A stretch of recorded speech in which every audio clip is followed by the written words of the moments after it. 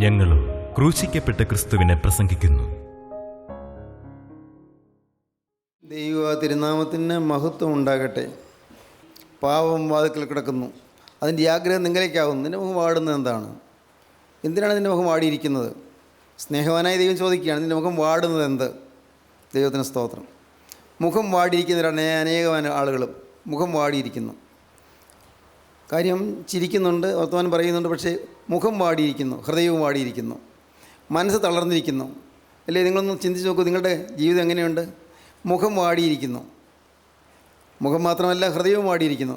Face is the index of mind എന്ന് പറയും. മുഖമാണ് മനസ്സിൻ്റെ കണ്ണാടി എന്ന്. Face is the index of mind. മനസ്സിൽ സ്വസ്ഥത ഇല്ലാത്തതുകൊണ്ടാണ് മുഖം വാടുന്നത്. മനസ്സിൽ സന്തോഷമുണ്ടെങ്കിൽ മുഖം പ്രസന്നമായിരിക്കും. നിൻ്റെ മുഖം വാടുന്നത് എന്ത്? വാടിയ മുഖം. ട്രെയിൻ രാത്രിയായി പോയിക്കൊണ്ടിരിക്കുകയാണ്. ട്രെയിൻ സന്ധ്യ കഴിഞ്ഞപ്പോഴേ മുതൽ ചിലരൊക്കെ കിടക്കാൻ നോക്കി, പക്ഷേ കിടക്കാൻ പറ്റുന്നില്ല, ഉറങ്ങാൻ പറ്റുന്നില്ല. കാരണം അവിടെ ചില ചെറുപ്പക്കാരിരുന്ന് ചീട്ട് കളിക്കുകയാണ്. ഒരു ഉച്ചത്തിൽ സംസാരിക്കുന്നു, തമാശ പറയുന്നു, അതിൻ്റെ ഇടയ്ക്ക് ചീട്ട് കളിക്കുന്നു, ശബ്ദകോലാഹലം. ആ കമ്പാർട്ട്മെൻറ്റിൽ ആർക്കും ഉറങ്ങാൻ പറ്റിയില്ല. ഇവർ എപ്പോഴാണോ ഈ ചീട്ടുകളി നിർത്തുന്നത് എന്നോർത്ത് അവരങ്ങനെ വെയിറ്റ് ചെയ്തു. പാവങ്ങൾ, സാധാരണ യാത്രക്കാർ. ഇവരുടെ ചീട്ടുകളി നിർത്തിയിട്ട് വേണമല്ലോ ഒന്ന് കയറി കിടക്കാൻ. കാരണം ഈ സ്ലീപ്പറെല്ലാം അത് വലിച്ചിട്ട് അവർ അതിലിരിക്കുന്നതുകൊണ്ട് ആ സ്ലീപ്പറിൽ കിടക്കേണ്ടവർക്ക് കിടക്കാൻ പറ്റുന്നില്ല. കുറേ കഴിഞ്ഞ് ഒരു 10 മണിയൊക്കെ കഴിഞ്ഞ് കാണുമായിരിക്കും, 10-10:30 കാണും. അതിന് നമുക്ക് കിടക്കാം, നമുക്ക് ഉറങ്ങാം എന്ന് പറഞ്ഞ് അവർ ചീട്ടെല്ലാം എടുത്തു. എന്നിട്ട് അതെല്ലാം മാറ്റി അവരുടെ തന്നെ ഒരു സൂട്ട് കേസിൻ്റെ മുകളിൽ വെച്ചാണ് കളിയല്ല. അത് കഴിഞ്ഞു അവർ ഉറങ്ങാൻ തുടങ്ങുകയാണ്. എല്ലാവരും കയറി കിടന്നു. ഭാഗ്യം, ഇനിയെങ്കിലും ഒന്ന് സുഖമായിട്ട് ഉറങ്ങാമല്ലോ എന്ന് ഓർത്തു. അപ്പോഴാണ് ഒരു കൊച്ചുകുട്ടി ഉച്ചത്തിൽ കരയുന്നു, ഭയങ്കര കരച്ചിൽ. നോക്കിയപ്പോൾ ഒരു ചെറുപ്പക്കാരൻ ആ കുട്ടിയെ എങ്ങനെയെങ്കിലും ആശ്വസിപ്പിക്കും, കരച്ചിൽ മാറ്റാനായിട്ട് തോളത്ത് തട്ടുന്നു, അതിൻ്റെ ചുമലിൽ തട്ടുന്നു. അങ്ങനെ ആ കുട്ടിയെ കൊണ്ട് ഇങ്ങനെ നെടുകയെ നടക്കുകയാണ്, ആ കമ്പാർട്ട്മെൻറ്റിൽ കൂടെ നടക്കുകയാണ്. കുറേ നേരമായിട്ട് കുട്ടിയുടെ കരച്ചിൽ മാറുന്നില്ല. ചിലർക്ക് ഈർഷ്യ തോന്നി. ആരോ ചോദിച്ചു, നിങ്ങളെന്തേ കാണിച്ചുകൊണ്ടിരിക്കുന്നത്? ഇത്ര നേരം ഉറങ്ങാൻ പറ്റിയില്ല, ഇനിയെങ്കിലും ഉറക്കില്ലേ? ഈ കുട്ടിയെ ഒന്ന് ശാന്തമാക്കരുതോ? ഒന്നും മിണ്ടിയില്ല. കുട്ടി കരഞ്ഞുകൊണ്ടേയിരിക്കുന്നു. ഈ കുട്ടിയുടെ അമ്മ എവിടെ? അമ്മയുടെ കയ്യിൽ കൊടുക്കും കുട്ടിയെ. അമ്മ എവിടെ? അമ്മ ഈ ട്രെയിനിലുണ്ട്. അല്ല, എവിടെ? എന്താ കുട്ടി എടുക്കാത്തത്? എടുക്കാൻ പറ്റുകയില്ല. എന്ത് നിങ്ങൾ പറയുന്നത് മനസ്സിലാകുന്നില്ലല്ലോ. അമ്മ ഈ ട്രെയിനിലുണ്ട്, ഏറ്റവും പുറകിലത്തെ ഒരു കമ്പാർട്ട്മെൻറ്റിലുണ്ട്. അമ്മ എഴുന്നേൽക്കുകയില്ല. ആ ഡെഡ് ബോഡി ഞാൻ നാട്ടിലേക്ക് കൊണ്ടുപോവുകയാണ്. ഞാൻ ബോംബെയിൽ നിന്ന് വരികയാണ്, നാട്ടിലേക്ക് ഡെഡ് ബോഡി കൊണ്ടുപോവുകയാണ്. ഈ കുഞ്ഞിന് അമ്മയില്ലാത്ത കുഞ്ഞായി. അമ്മയുടെ മുലപ്പാലിന് വേണ്ടി കൊതി കൊണ്ട് ഈ കുഞ്ഞ് കരയുകയാണ്. കുഞ്ഞിന് ദാഹിക്കുന്നു. ഞാൻ വെള്ളം കൊടുത്തു നോക്കി, കുപ്പിപ്പാൽ കൊടുത്തു നോക്കി, അതൊന്നും കുഞ്ഞ് കുടിക്കുന്നില്ല. ഞാൻ എന്ത് ചെയ്യും? ദൈവത്തിന് സ്തോത്രം. ആളുകൾ പെട്ടെന്ന് മുഖം വിഷാദം പൂണ്ടു. എല്ലാവർക്കും മനസ്സിലായി, ഈ ചെറുപ്പക്കാരൻ്റെ മുഖം വാടിയിരിക്കുന്നു, വാടി തളർന്നിരിക്കുന്നു. ആ കുഞ്ഞിനെ എങ്ങനെയും ഇണക്കാൻ നോക്കുന്നു, ഇണങ്ങുന്നില്ല. അപ്പോൾ ഏതോ ഒരു സ്ത്രീ, കരുണയുള്ളൊരു സ്ത്രീ ഒന്ന് കുഞ്ഞിനെ എടുത്തു. ആ കുഞ്ഞിനെ പയ്യെ താരാട്ട് പാട്ട് പാടി കുഞ്ഞിനെ ഉറക്കി. ആ ചെറുപ്പക്കാരനോ ഉറങ്ങാൻ പറ്റാത്തനായി തല താഴ്ത്തി കൈ രണ്ടും തലയ്ക്ക് നെറ്റിയിൽ വെച്ചുകൊണ്ട് അങ്ങനെ തല താഴ്ത്തിയിരുന്ന് വിതുമ്പിക്കൊണ്ടിരിക്കുന്നു. ഭാര്യ മരിച്ച് ഡെഡ് ബോഡി നാട്ടിലേക്ക് കൊണ്ടുപോവുകയാണ്. ഇതൊരു സംഭവമാണ്. മുഖം വാടി. ഇന്ന് അനേകരുടെ ജീവിതത്തിൽ മുഖം വാടിയാണ് ഇരിക്കുന്നത്. ഏറ്റവും പ്രിയപ്പെട്ടവർ അവിചാരിതമായി ആകസ്മികമായി കടന്നുപോയതിൽ മനം നൊന്തിരിക്കുന്ന അനേകം ആളുകളുണ്ട്. മുഖം വാടിയിരിക്കുന്നു. പ്രിയപ്പെട്ട ഭർത്താവ് മരിച്ച് അക്കരയ്ക്ക് പറന്നു പോയതുകൊണ്ട് ദുഃഖത്തോടിരിക്കുന്ന ഭാര്യമാരുണ്ട്. മറിച്ചും ഭാര്യമാർ മരിച്ചു പോയതിൽ വിഷമിച്ചും വേദനിച്ചും വാടിയിരിക്കുന്ന അനേകം ഭർത്താക്കന്മാരുണ്ട്. അമ്മയും അപ്പനും ഇല്ല, മകൻ ദുഃഖത്തോടിരിക്കുന്നു, അതും വേദനാ വിഷയമാണ്. പ്രിയപ്പെട്ടവരെ, ഏതെല്ലാം കാര്യങ്ങളാണ് നിങ്ങളുടെ മുഖം വാടിയിരിക്കുന്നത്? മുഖം വാടിയിരിക്കരുത്, മുഖം പ്രസന്നമാകാം. ഇന്ന് വാട്ടമുണ്ടെങ്കിലും നിങ്ങൾക്ക് പ്രസന്നത കൈവരിക്കാം. പ്രസന്നത അഭിനയിച്ചാൽ കിട്ടുകയില്ല. അഭിനയിക്കാം, മറ്റുള്ളവരെ തെറ്റിദ്ധരിപ്പിക്കാം, പക്ഷേ അതുകൊണ്ട് പ്രയോജനമില്ല. നാം നമ്മുടെ മുഖത്തിൻ്റെ വാട്ടം മാറ്റാൻ ഏതെല്ലാം അഭിനയങ്ങൾ ചെയ്താലും, മുഖം പൊഞ്ചികൊണ്ട് മുഖം അലങ്കരിക്കാൻ നോക്കിയാലും ഒരു ഗുണവും കിട്ടുകയില്ല. അകത്തെ വാട്ടം മുഖത്ത് നിഴലിടും.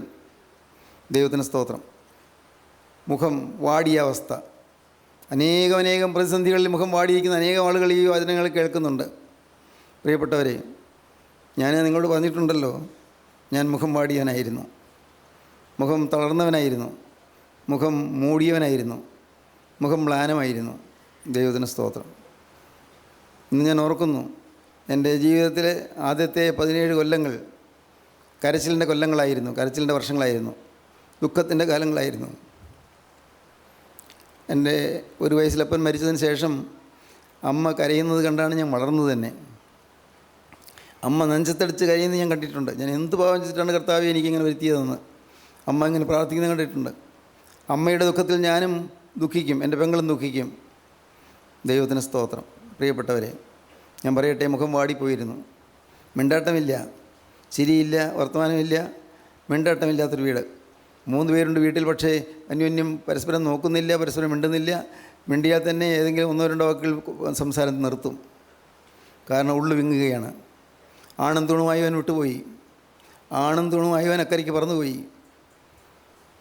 ഞാനിപ്പോൾ ചിന്തിക്കുകയാണ്, ഈ അപ്പനില്ലാത്ത മക്കൾ, ഭർത്താവില്ലാത്ത സ്ത്രീകൾ, ഭാര്യ വിട്ടുപോയ പുരുഷന്മാർ, ഇവരെല്ലാം അനുഭവിക്കുന്ന യാതന എത്രയോ ഭയാനകമാണ് എന്ന്. ദൈവത്തിന് സ്തോത്രം. നിങ്ങൾ ചിലരെല്ലാം അങ്ങനെയുള്ളവരുണ്ടാകുമോ? ആരെങ്കിലും ഇതൊക്കെ കേൾക്കുന്നുണ്ടോ? പ്രിയപ്പെട്ടവരെ, ഞാൻ നിങ്ങൾക്ക് പറഞ്ഞു തരട്ടെ. നിങ്ങൾക്ക് പ്രസന്നത തരും കർത്താവായ യേശു ക്രിസ്തു. 17-ാമത്തെ വയസ്സിൽ വചനമായി യേശുവിൻ്റെ ഹൃദയത്തിലേക്ക് കടന്നു വന്നു. ഞാൻ വചനം കേട്ടു. വചനം കേട്ടപ്പോൾ എൻ്റെ ഉള്ളം തുറന്നു. ഞാനല്ല തുറന്നത്, കർത്താവ് ബലം പ്രയോഗിച്ച് തുറന്നതെന്ന് എനിക്ക് തോന്നുന്നു. കർത്താവ് ബലം പ്രയോഗിച്ച് കഥക് തുറന്നു. അകത്തേക്ക് കർത്താവ് അധികാരത്തോടെ പ്രവേശിച്ചു. ഞാൻ വിളിച്ചില്ലായിരുന്നു, കാരണം ഞാൻ ആവശ്യക്കാരനല്ലായിരുന്നു. ഞാൻ ഭക്തനായിരുന്നു, ഞാൻ നീതിമാനായിരുന്നു. എൻ്റെ നോട്ടത്തിൽ, മനുഷ്യരുടെ നോട്ടത്തിലല്ല, മറ്റുള്ളവരുടെ നോട്ടത്തിലല്ല, ദൈവത്തിൻ്റെ നോട്ടത്തിലല്ല, എൻ്റെ നോട്ടത്തിൽ ഞാൻ ഭക്തനായിരുന്നു. എൻ്റെ നോട്ടത്തിൽ ഞാൻ നീതിമാനായിരുന്നു. നന്മ ചെയ്യും, ഉപകാരം ചെയ്യും, സാധുക്കൾ സഹായിച്ചിട്ടുണ്ട്, ദൈവത്തിന് സ്തോത്രം, പല പല കാര്യങ്ങൾ ചെയ്തിട്ടുണ്ട്. പക്ഷേ എൻ്റെ ഹൃദയം വാടിയിരിക്കുന്നത് ഞാൻ അറിഞ്ഞില്ല. എൻ്റെ ജീവിതത്തിൽ സാക്ഷാത്തായി അവനെ കണ്ടെത്തിയില്ല എന്ന് ഞാൻ അറിഞ്ഞില്ല. യേശു എൻ്റെ ഉള്ളിലില്ല എന്നുള്ള കാര്യം ഞാൻ അറിഞ്ഞില്ല. യേശു എൻ്റെ ഉള്ളിലുണ്ട് എന്ന് ധരിച്ചാണ് ഞാൻ പോയത്. നമസ്കാരമുണ്ട്, പ്രാർത്ഥനയുണ്ട്, 2 നേരം നമസ്കാരമുണ്ട്. അന്ന് ഇപ്പോഴത്തെ പോലെയല്ല. അന്ന് പാതിരാത്രിയുടെ നമസ്കാരം തുടങ്ങി, ഈ മയ്യൽ നമസ്കാരം എന്ന് പറഞ്ഞ് പ്രഭാത നമസ്കാരം എല്ലാം ചൊല്ലി തീർത്ത് ഓരോന്നിനും 3 ശുശ്രൂഷയ്ക്കും കുമ്പിട്ട് ഏതാണ്ട് 1.5 മണിക്കൂർ നേരം പ്രഭാത പ്രാർത്ഥന, കുമ്പിടിയിലും പ്രാർത്ഥനയും എല്ലാം. പ്രിയപ്പെട്ടവരെ, ഇതിങ്ങനെ എല്ലാ ചടങ്ങുകളും നിർവഹിച്ച് എല്ലാ ഞായറാഴ്ചയും പള്ളിയിൽ പോയി അങ്ങനെ അനുഗ്രഹിക്കപ്പെട്ടൊരു ജീവിതം തന്നെയാണെന്നാണ് ഞാൻ ധരിച്ചിരുന്നത്. പക്ഷേ ഈ ഹൃദയം ചീഞ്ഞതാണെന്ന് വചനം കേട്ടപ്പോൾ മനസ്സിലായി. അതൊരു വലിയ കാഴ്ചയായിരുന്നു. എൻ്റെ ഹൃദയം ചീഞ്ഞതാണെന്ന്, ദുരാഗ്രഹവും അത്യാഗ്രഹവും ദ്രവ്യാഗ്രഹവുമുള്ള ഹൃദയമാണ് എന്ന്. ആരോടെല്ലാമോ വഴക്കും പിണക്കവും ഹൃദയത്തിൽ ഈർഷ്യയും മുഷിച്ചിലുള്ളൊരു ഹൃദയമാണ് എന്ന് എല്ലാം കണ്ടു. കർത്താവേ, എനിക്കിത് മാറ്റാൻ സാധ്യമല്ല. ഈ ഹൃദയത്തെ രൂപാന്തരപ്പെടുത്താൻ എനിക്ക് സാധ്യമല്ല. എൻ്റെ ഈ ഹൃദയം ചീഞ്ഞതായിപ്പോയി. ഈ ഹൃദയത്തെ വെടിപ്പാക്കാൻ നിനക്ക് മാത്രമേ കഴിയൂ. ഞാൻ പറഞ്ഞു, കർത്താവേ, യേശുവേ, ഇന്നു മുതൽ ഞാൻ നിൻ്റെ വക. ഹല്ലേലൂയ, ദൈവത്തിന് സ്തോത്രം. യേശുവേ, ഇന്നു മുതൽ ഞാൻ നിൻ്റെ വക. ഇന്ന് ഈ വാക്കുകൾ കേൾക്കുന്ന എൻ്റെ ബഹുമാന്യ സഹോദരങ്ങൾ ആർക്കെങ്കിലും ഇന്നു മുതൽ ഞാൻ നിൻ്റെ വകയെന്ന് പറയാൻ തോന്നുന്നുണ്ടോ? എങ്കിൽ നിങ്ങളുടെ മുഖം പ്രസന്നമാകും, നിങ്ങളുടെ മുഖത്തിൻ്റെ വാട്ടം മാറും, മുഖത്തിൻ്റെ ക്ഷീണം മാറും. നിങ്ങൾക്ക് ഇനിയും പുതിയ അനുഗ്രഹങ്ങൾ കർത്താവ് തരും. പ്രസാദാത്മകമായ ജീവിതാനുഭവങ്ങൾ കർത്താവ് നിങ്ങൾക്ക് ധാരാളമായി തരും. ദൈവത്തിന് സ്തോത്രം. നിൻ്റെ മുഖം വാടുന്നത് എന്ത്? നന്മ ചെയ്യുന്നെങ്കിൽ പ്രസാദം ഉണ്ടാക്കിയില്ലയോ? നന്മ ചെയ്യുന്നില്ല, അതുകൊണ്ടാണ്. നിന്നിൽ നന്മയില്ല, അതുകൊണ്ടാണ് നിൻ്റെ മുഖം വാടിയത്. ദൈവത്തിന് സ്തോത്രം. കയീൻ ദുഷ്ടനിൽ നിന്നുള്ളവനായിരുന്നെന്ന് യോഹന്നാൻ ശ്ലീഹ എഴുതിയ 1-ാമത്തെ ലേഖനത്തിൽ നാം കാണുന്നു. കയീൻ പിശാചിൽ നിന്നുള്ളവനായിരുന്നെന്ന്, പിശാചിൻ്റെ ഇഷ്ടം അനുവർത്തിക്കുന്നവനായിരുന്നെന്ന് യോഹന്നാൻ ശ്ലീഹ എഴുതിയ 1-ാമത്തെ ലേഖനത്തിലെ 3-ാം അധ്യായം 12-ാം വാക്യം വായിക്കാം. കയീൻ ദുഷ്ടനിൽ നിന്നുള്ളവനായി, കയീൻ ദുഷ്ടനായി പിശാചിൽ നിന്നുള്ളവനായി, സഹോദരനെ കൊന്നതുപോലെയല്ല, സഹോദരനെ കൊന്നതുപോലെയല്ല, അവനെ കൊല്ലുവാൻ സംഗതി എന്ത്? തന്റെ പ്രവൃത്തി ദോഷവും സഹോദരൻ്റെ നീതിയും ഉള്ളതാകൊണ്ടത്രേ. അതാണ് അവൻ ദ്വേഷിച്ചത്. തൻ്റെ പ്രവൃത്തി ദോഷമുള്ളതാണെന്ന് അവന് മനസ്സിലായി, സഹോദരൻ്റെ നീതിയുള്ള ജീവിതമാണെന്ന് മനസ്സിലായി. അതുകൊണ്ട് അസൂയ പൂണ്ട് സഹോദരൻ അവൻ കൊന്നു. ആ അസൂയ അവൻ രക്തത്തിലുണ്ടായിരുന്നു. എൻ്റെ പ്രിയപ്പെട്ടവരുടെയും പിന്നെയും അത് തന്നെയാണ് പറയുന്നത്. സ്തോത്രം. നിങ്ങളുടെ ജീവിതത്തിലെ ഹൃദയത്തിലെ പാപങ്ങൾ നിങ്ങൾ തന്നെ കാണണം. എത്രമാത്രം എനിക്ക് അസൂയയുണ്ട്, എൻ്റെ ജീവിതത്തിൽ മാനത മാറാത്ത എന്തുകൊണ്ടാണ്? എൻ്റെ ഹൃദയത്തിൽ പ്രസാദാത്മകത്വം വരാത്തത് എന്തുകൊണ്ടാണ്? എൻ്റെ ഹൃദയത്തിൽ ശാന്തത വരാത്തത് എന്തുകൊണ്ടാണ്? എൻ്റെ ഹൃദയം ഇളകി മറിയുന്ന കടൽ പോലെ ഇങ്ങനെ ഇളകിക്കൊണ്ടിരിക്കുന്നത് എന്തുകൊണ്ടാണ്? പ്രക്ഷുബ്ധമായ കടൽ പോലെ എൻ്റെ ഹൃദയം ഇങ്ങനെ ഇളകി തെറിച്ച് തിരമാലകൾ ആഞ്ഞാഞ്ഞ് ഉറയുന്നുകൊണ്ടിരിക്കുന്നത് എന്തുകൊണ്ടാണ്? എൻ്റെ കർത്താവേ, എൻ്റെ ഹൃദയം ഇങ്ങനെ ഇളകുന്നത് എന്തുകൊണ്ടാണ്? എനിക്ക് ഭയവും ഭീതിയും വരുന്നത് എന്തുകൊണ്ടാണ്? എന്താണ് കർത്താവിന് കാരണം? എനിക്കൊരു സമാധാനം കിട്ടാത്തത് എന്തുകൊണ്ടാണ്? ചിന്തിക്കണം. ദൈവത്തിന് സ്തോത്രം. സഹോദരൻ്റേത് നീതിയുള്ള പ്രവൃത്തി, അതുകൊണ്ട് ദൈവം വഴിപാടിൽ പ്രസാദിച്ചു. കയ്യിനെ നിൻ്റെ ജീവിതത്തിൽ നീതിയുള്ള പ്രവൃത്തിയല്ല ഉള്ളത്, നിന്നിൽ പാവമാണുള്ളത്. അതുകൊണ്ട് നീ പിശാചിന് ഇടം കൊടുത്തിരിക്കുന്നു. അതുകൊണ്ട് നിന്നിൽ എനിക്ക് പ്രസാദിക്കാൻ കഴിയുകയില്ല.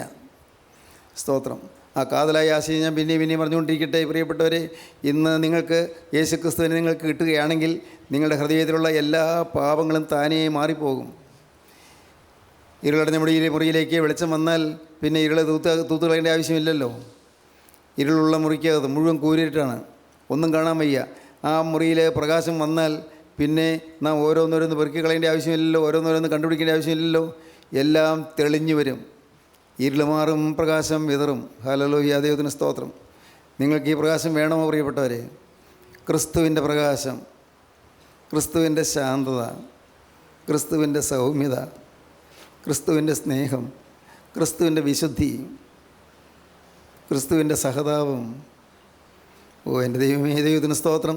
യേശു ക്രിസ്തുവിൻ്റെ സ്വഭാവം വേണമെന്ന് നിങ്ങൾ ആഗ്രഹിക്കാറുണ്ടോ? എന്തെങ്കിലും പ്രാർത്ഥിച്ചിട്ടുണ്ടോ? ദൈവത്തിന് സ്തോത്രം. എന്നും പ്രാർത്ഥിക്കണം. കർത്താവേ, എനിക്ക് നിൻ്റെ മനസ്സ് തരണമേ, എനിക്ക് നിൻ്റെ ഹൃദയം തരണമേ. കർത്താവേ, എനിക്ക് നിൻ്റെ ഹൃദയപ്രകാരമുള്ള മനുഷ്യനാകാനുള്ള ഭാഗ്യം തരണമേ. യേശുവിൻ്റെ ഹൃദയപ്രകാരമുള്ള മനുഷ്യനാകുക.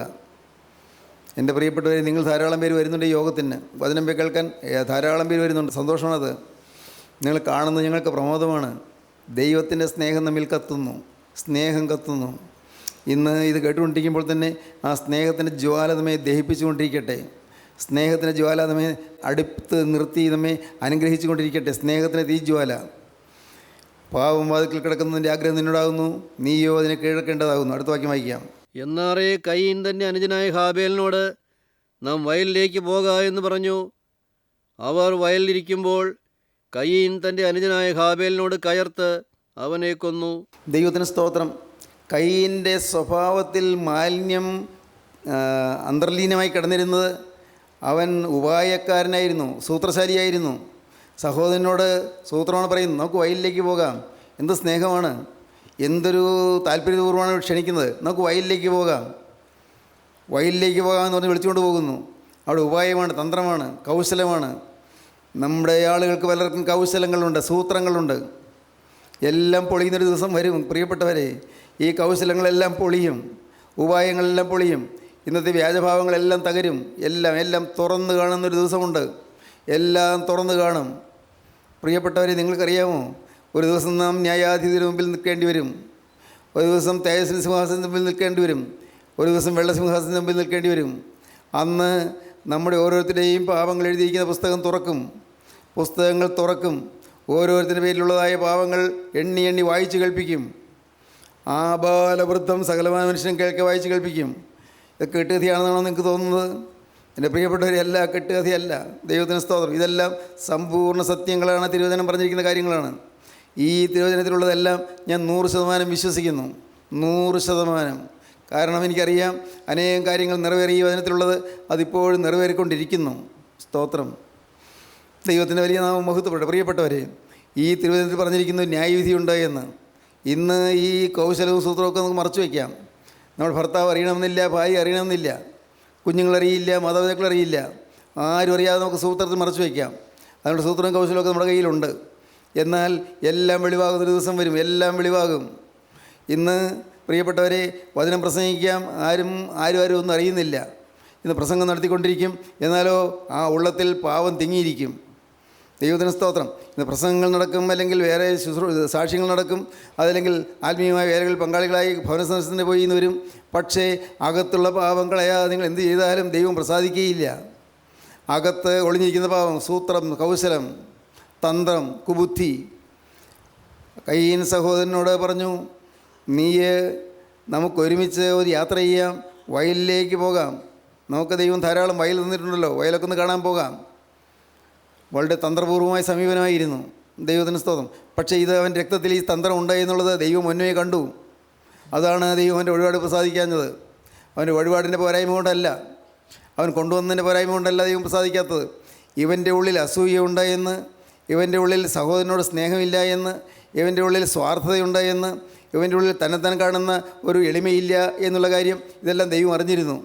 അവൻ്റെ ഉള്ളിൽ കുതന്ത്രങ്ങളും കൗശലങ്ങളും ഉണ്ടായെന്ന് ദൈവം അറിഞ്ഞിരുന്നു. അതുകൊണ്ട് അവൻ്റെ ആളത്വത്തെ ദൈവം പ്രസാദിച്ചില്ല, അവൻ്റെ സ്വഭാവത്തിൽ ദൈവം പ്രസാദിച്ചില്ല. തന്മൂലം ദൈവം പ്രസാദിക്കാത്തത് മൂലം, അവൻ്റെ ആളത്വത്തിൽ ദൈവം പ്രസാദിക്കാത്തത് മൂലം അവൻ കൊണ്ടുവന്ന വഴിപാടിൽ ദൈവം പ്രസാദിച്ചില്ല. സ്തോത്രം. നിങ്ങളനേകം പേര് വഴിപാടുകൾ നടത്തുന്നുണ്ട്, തീർത്ഥയാത്രകൾ നടത്തുന്നുണ്ട്. ഞാൻ പറയും, പ്രിയപ്പെട്ടവരെ, ആദ്യം നിങ്ങൾ ജീവനുള്ളവരായി തീരുക. ജീവൻ നഷ്ടപ്പെട്ടിരിക്കുന്നു. ഇന്ന് ഞാൻ വളരെ ഭയത്തോടെ ഒരു കാര്യം പറയട്ടെ, നിങ്ങൾ അനേകം പേര് ജീവനില്ലാത്തവരാണ്. ആത്മാവ് ഡെഡാണ്, ആത്മാവ് മരിച്ചിരിക്കുകയാണ്. പേടിക്കാനല്ല പറയുന്നത്, പേടിക്കാനല്ല, തിരിയാനാണ് പറയുന്നത്. ജീവൻ തരാൻ അതിനുള്ള അധികാരമുള്ളവർ നിങ്ങളുടെ അരികെ തിന്നുകൊണ്ട് നിങ്ങൾ പറയുകയാണ്, മോനെ ഞാൻ നിനക്ക് ജീവൻ തരാം, മോളെ ഞാൻ നിനക്ക് ജീവൻ തരാം, ആത്മാവിൻ്റെ എല്ലാ കളങ്കങ്ങളും മാറ്റിത്തരാം, നിനക്കൊരു പുതിയ ജീവിതം തരാം, നിന്നെ വിശുദ്ധീകരിക്കാം, നിൻ്റെ സ്വഭാവത്തിലെ മാലിന്യങ്ങളെല്ലാം ഞാൻ മാറ്റിത്തരാം. നീ എത്ര മാറ്റിയാലും മാറുകയില്ല. ഈ വെളിച്ചം വന്നാലേ ഇരുൾ മാറുകയുള്ളൂ. നീ എനിക്ക് ഇടം തരിക, ഞാൻ അകത്ത് വരട്ടെ. നീ വാതിലും ജനലും അടച്ച് കുറ്റിയിട്ടുകൊണ്ടിരുന്നാൽ ഞാൻ എങ്ങനെ അകത്ത് വരും? അകത്ത് കൂരിട്ട് മാറുന്നില്ല എന്ന് പറഞ്ഞ് നിലവിളിച്ചാൽ ഫലമില്ല. അയ്യോ എൻ്റെ ഹൃദയം നിറയെ കൂരിട്ടാണ്, അയ്യോ എൻ്റെ കർത്താവേ എനിക്ക് പ്രകാശം തരണമേ എന്ന് പറഞ്ഞാൽ വരികയില്ല. നീ നിനക്കകത്തുള്ളതായ തേളും പാമ്പും എല്ലാ ജീവികളും എല്ലാം ഓടിപ്പോകത്തക്കവണ്ണം നിൻ്റെ ജനലുകളും അതിൽ നീ തുറന്നിടുക. എല്ലാ ദുഷ്ടജന്തുക്കളും ഇറങ്ങിപ്പോകട്ടെ. അനേകം ദുഷ്ടജന്തുക്കൾ നിൻ്റെ ഹൃദയത്തിലുണ്ട്, എല്ലാം ഇറങ്ങിപ്പോകട്ടെ. ഈ പാമ്പും തേളും അരണയും പല്ലിയും എല്ലാം ഇറങ്ങിപ്പോകട്ടെ. ജീവികളും എല്ലാ ജീവികളും കടുന്നലുകളും അതല്ലെങ്കിൽ എട്ടുകാലികളും എല്ലാം ഉണ്ട്, എല്ലാം പോകട്ടെ. ഈ ദുഷ്ടജീവികളെല്ലാം നിൻ്റെ ഹൃദയത്തിൽ ഇങ്ങനെ കഴിയുകയാണ്. അവിടെ ഇരുട്ടാണ്, ഇരുട്ടത്ത് എല്ലാം കഴിയുകയാണ്. എന്നാൽ മോനെ, നീ നിൻ്റെ ഹൃദയത്തിൻ്റെ വാതിൽ തുറക്കാമോ? അകത്ത് നീ തഴുതിട്ടിരിക്കുകയാണ്, കുറ്റിയിട്ടിരിക്കുകയാണ്. ഞാൻ ബലമറിയോച്ച് തുറക്കുകയില്ല. ഞാൻ വിചാരിച്ചാൽ തുറക്കും, പക്ഷേ ഞാൻ തുറക്കുകയില്ല. അത് നീയാണ് ചിന്തിക്കേണ്ടത്, നീയാണ് ചെയ്യേണ്ടത്. നിൻ്റെ ഹൃദയവാതിക്കൽ ഞാനിതാ വന്ന് മുട്ടിക്കൊണ്ടിരിക്കുകയാണ്. തുറന്നാൽ ഞാൻ അകത്ത് വരാം. സ്തോത്രം. ഞാനിതാ ഹൃദയവാതിക്കൽ നിന്ന് മുട്ടുന്നു. ആരെങ്കിലും ശബ്ദം കേട്ട് വാതിൽ തുറന്നാൽ ഞാൻ അകത്ത് ചെന്ന് ഞാൻ അവനോടും എന്നോടും കൂടി അത്താഴം കഴിക്കും. സന്തോഷകരമായതല്ല, ശോഭനമായ ഒരു നിലവാരത്തിലേക്ക് നിനക്ക് വരാം. പുറത്തു നിന്നുകൊണ്ട് കർത്താവ് മുട്ടുകയാണ്. വെളിപ്പാട് ദിവസം 3:20 വായിക്കാം. ഞാൻ വാതിൽക്കൽ നിന്ന് മുട്ടുന്നു. ആരെങ്കിലും എൻ്റെ ശബ്ദം കേട്ട് വാതിൽ തുറന്നാൽ ഞാൻ അവൻ്റെ അടുക്കൽ ചെന്ന് അവനോടും അവൻ എന്നോടും കൂടി അത്താഴം കഴിക്കും. ദൈവത്തിന് സ്തോത്രം. ഞാൻ വാതിൽക്കൽ നിന്ന് മുട്ടുന്നു. കർത്താവ് വാതിൽക്കൽ നിന്ന് മുട്ടുകയാണ്. ഒരു നല്ല പടമുണ്ട്. ആ പടം ഒരു റാന്തലും കയ്യിൽ പിടിച്ചുകൊണ്ട് കർത്താവ് വന്ന് വാതിൽക്കൽ നിന്ന് ഇങ്ങനെ മുട്ടുന്ന ചിത്രം, മനോഹരമായ ചിത്രമാണത്. കർത്താവിൻ്റെ കയ്യിൽ വിളക്കുണ്ട്. കർത്താവ് വന്ന് ആ ഇരുട്ടത്തുകൂടി നടന്നു വന്ന് കർത്താവ് ഈ വാതിൽക്കലേക്ക് വന്ന് മുട്ടുന്നു. അകത്ത് കുറ്റിയിട്ടിരിക്കുന്നു. എങ്ങനെ അകത്തേക്ക് കടന്നു വരും? അകത്ത് കടന്നു വന്നാൽ പ്രകാശമാണ്, കാരണം പ്രകാശമാണ് വന്ന് മുട്ടുന്നത്. സ്നേഹിത, നീ വിശ്വസിക്കൂ, ഇന്ന് നിൻ്റെ ഹൃദയവാതിൽക്കൽ നസ്രായനായ യേശു വന്ന് മുട്ടിക്കൊണ്ട് നിൽക്കുകയാണ്. ദൈവത്തിന് സ്തോത്രം. ഞാൻ ഓർക്കുന്നു, എത്രയോ പ്രാവശ്യങ്ങൾ ഞാൻ വചനം കേട്ടിട്ടുണ്ട്, എത്രയോ അനുഗ്രഹീതരായ ദൈവദാസന്മാരുടെ വചനം കേട്ടിട്ടുണ്ട്. പക്ഷേ അന്നൊക്കെ ഞാൻ കേൾക്കും, നല്ല പ്രസംഗമാണെന്ന് പറഞ്ഞ് ഞാൻ പോകും. നല്ല പ്രസംഗമാണെന്ന് എനിക്ക് തോന്നിയിട്ടുണ്ട്. പക്ഷേ എൻ്റെ ഹൃദയം തുറന്നിരുന്നില്ല. എന്നാൽ 17-ാമത്തെ വയസ്സിൽ ഞാൻ വചനം കേട്ടുകൊണ്ടിരുന്നപ്പോൾ എൻ്റെ ഹൃദയം പൊട്ടിത്തകർന്നു. സ്തോത്രം. എൻ്റെ ഹൃദയം പൊട്ടിത്തകർന്നു. ഞാൻ പറഞ്ഞു, കർത്താവേ, എൻ്റെ ദൈവമേ, ഈ ചീഞ്ഞ ഹൃദയത്തിലേക്ക് നിനക്ക് കടന്നു വരാൻ പറ്റുമോ? കർത്താവേ, ഞാൻ ഒരു കാര്യം മാത്രമേ നിന്നോട് പറയുന്നുള്ളൂ, വേറൊന്നും പറയാൻ എനിക്ക് അറിഞ്ഞുകൂടാ. ഞാനൊരു പാപിയാണ്, എൻ്റെ അകം മുഴുവൻ പാവമാണ്. കർത്താവേ, ഈ നിസ്സാര മനുഷ്യൻ്റെ ജീവിതത്തിലേക്ക് നീ നിന്ന് എഴുന്നള്ളി വരുമോ? ഞാൻ ദൈവത്തെ വിളിച്ചു. സ്തോത്രം. ഒരു കാര്യം മാത്രം പറഞ്ഞു, ഇന്നു മുതൽ ഞാൻ നിൻ്റെ വക. യേശുവേ, ഇന്നു മുതൽ ഞാൻ നിൻ്റെ വക. ദൈവത്തിന് സ്തോത്രം. അത്ഭുതം നടന്നു. പ്രിയപ്പെട്ടവരെ, അത് 17-ാമത്തെ വയസ്സിലാണ്. പിന്നെ 19 കൊല്ലം ഞാൻ നല്ലപോലെ പ്രസംഗിച്ച് ഓടി നടന്നു. ധാരാളം ഞങ്ങളുടെ ഇടവകയിൽ പ്രസംഗിച്ചു, മറ്റിടവകളിൽ പോയി പ്രസംഗിച്ചു, മറ്റ് സ്ഥലങ്ങളിൽ പോയി പ്രസംഗിച്ചു. ധാരാളം പ്രസംഗങ്ങൾ ചെയ്തു. 36-ാമത്തെ വയസ്സിൽ ഇതുപോലൊരു ദിവസം, 36-ാമത്തെ വയസ്സിൽ ദൈവത്തിന് സ്തോത്രം, ഒരു ദിവസം രാവിലെ മെയ് മാസം 11-ാം തീയതി വെള്ളിയാഴ്ച രാവിലെ 9 മണിക്ക് ദൈവത്തിൻ്റെ വിലയേറിയ അഭിഷിക്തൻ ഈ ഭവനത്തേക്ക് കടന്നു വന്നു. ആ ദൈവപുരുഷനോട് കടന്നു വന്നു. ഞങ്ങൾ പപ്പായി എന്നാണ് അദ്ദേഹത്തെ വിളിക്കുന്നത്. അദ്ദേഹം കടന്നു വന്നു. ഇവിടെ ഇരുന്നു കൊണ്ട് അദ്ദേഹം സ്തുതിക്കാൻ തുടങ്ങി. അതിന് കാരണമുണ്ട്. തലേ ദിവസം 10-ാം തീയതി രാത്രി വലമ്പൂർ പള്ളിയിലെ പ്രസംഗം കഴിഞ്ഞ് ഞാൻ വന്നു. ഞാൻ ഇരുന്ന് ചിന്തിക്കാൻ തുടങ്ങി. ഞാൻ പ്രസംഗിച്ചു, പക്ഷേ എൻ്റെ ജീവിതത്തിൽ ഇതെല്ലാം ഉണ്ടോ? ഞാൻ പ്രസംഗിച്ചു, പക്ഷേ എൻ്റെ ദൈവം എന്നിൽ പ്രസാദിക്കുന്നുണ്ടോ? എനിക്ക് മനസ്സിലായി തിരുത്താൻ അനേകം കാര്യങ്ങളുണ്ടെന്ന്, അനേകം കാര്യങ്ങൾ. എനിക്ക് ഉറക്കം വന്നില്ല. ഞാൻ ഇരുന്ന് ഓരോന്നോരോന്ന് ചിന്തിച്ചു. ആരോടെല്ലാമാണ് പോയി മാപ്പ് ചോദിക്കേണ്ടത്, ആർക്കെല്ലാമാണ് രൂപ കൊടുത്ത് തീർക്കേണ്ടത്, ആർക്കെല്ലാമാണ് പുസ്തകം തിരിച്ചു കൊടുക്കേണ്ടത്, എല്ലാം ഓർത്തു. ഓരോന്നോരോന്നോർത്ത് ഞാൻ അനുഭവിച്ച് കരയാൻ തുടങ്ങി. മെയ് മാസം 10-ാം തീയതി അന്ന് വ്യാഴാഴ്ച രാത്രി 10 മണിക്ക് ശേഷം പിന്നെ ഏറെ നേരം ഞാൻ ഇരുന്ന് കരഞ്ഞുകൊണ്ടിരുന്നു, പ്രാർത്ഥിച്ചുകൊണ്ടിരുന്നു. പ്രിയപ്പെട്ടവരെ, അന്നൊരു മഹാത്ഭുതം നടന്നു. ഈ ജീവിതം ആകമാനം ഒന്ന് പരിശോധിച്ചു. പിറ്റേന്ന് രാവിലെ ഒരു 9 മണി സമയത്ത് ദൈവത്തിൻ്റെ വിലയേറിയ അഭിഷിക്തൻ ഈ ഭവനത്തേക്ക് എഴുന്നള്ളി വന്നു. അവിടെ ഇരുന്നു സ്തുതിച്ചു. സ്തോത്രം. സ്തുതിയിൽ ആ ചെറുകടി ഉയർന്നുകൊണ്ടിരുന്നു. പിന്നെയും ഇങ്ങനെ ആർത്താർത്ത് സ്തുതിച്ചുകൊണ്ടിരുന്നു. എത്ര നേരം സ്തുതിച്ചെന്ന് എനിക്കറിഞ്ഞുകൂടാ. എൻ്റെ ഹൃദയം പൊട്ടുകയായിരുന്നു, എൻ്റെ ഹൃദയം തകരുകയായിരുന്നു. കർത്താവേ, ഞാൻ സുവിശേഷം പറഞ്ഞവനാണെങ്കിലും ഞാൻ പാവിയാണ് എന്ന് ഞാൻ ഏറ്റു പറഞ്ഞു. കർത്താവേ, ഞാൻ സുവിശേഷം പറഞ്ഞവനാണെങ്കിലും എൻ്റെ അകത്ത് പാവം മാറിയിട്ടില്ലായിരുന്നു ഞാൻ ഏറ്റു പറഞ്ഞു. ഞാൻ സുവിശേഷം പ്രസംഗിച്ച പല കൺവെൻഷനിലും പ്രസംഗിച്ചെങ്കിലും എൻ്റെ ഹൃദയത്തിലെ പാവം മാറിയില്ല എന്ന് ഞാൻ വിജയത്തോടെ ഏറ്റു പറഞ്ഞു. ഞാൻ തകർന്നു, ഞാൻ പൊട്ടി കരഞ്ഞു. അപ്പോൾ പപ്പ പറഞ്ഞു, ഈ പ്രദേശം മുഴുവൻ മാലാഖമാരെ കൊണ്ട് നിറഞ്ഞിരിക്കുന്നു. സ്തോത്രം, ദൈവത്തിന് സ്തോത്രം. കർത്താവിൻ്റെ വലിയ നാമം മഹത്വപ്പെടട്ടെ. അങ്ങനെ ഈ ദേശത്തെ ഉണർവ് തുടങ്ങുകയായിരുന്നു. എനിക്ക് ഒരു കാര്യം മാത്രം നിങ്ങൾ പറഞ്ഞ് അവസാനിപ്പിക്കാനുണ്ട്. ഒറ്റയ്ക്കൊരു കാര്യം. ഇത് നിങ്ങൾ ചിന്തിക്കാൻ തയ്യാറാകുമോ? നിങ്ങളുടെ ജീവിതത്തെ ശോധന ചെയ്യാൻ തയ്യാറാകുമോ? ഒരു ശുദ്ധീകരണം കിട്ടാൻ ആഗ്രഹിക്കുന്നുണ്ടോ? നിങ്ങൾക്ക് തരാൻ കർത്താവ് വന്നിട്ടുണ്ട്. നിങ്ങൾ മനസ്സോടെ, കർത്താവേ, ഈ ശൂന്യ ഹൃദയത്തിലേക്ക് എഴുന്നള്ളി വരണമേ, ഈ ഇരുളടഞ്ഞ ഹൃദയത്തിലേക്ക് എഴുന്നള്ളി വരണമേ, ഈ പാവമലിനമായ ഹൃദയത്തിലേക്ക് എഴുന്നള്ളി വരണമേ. കർത്താവേ, നീ എൻ്റെ ഹൃദയത്തിലേക്ക് വരണമേ. നിങ്ങൾ പ്രാർത്ഥിക്കുമോ ഇപ്പോൾ? നിങ്ങൾ ദൈവത്തോട് പറയുമോ ഇപ്പോൾ?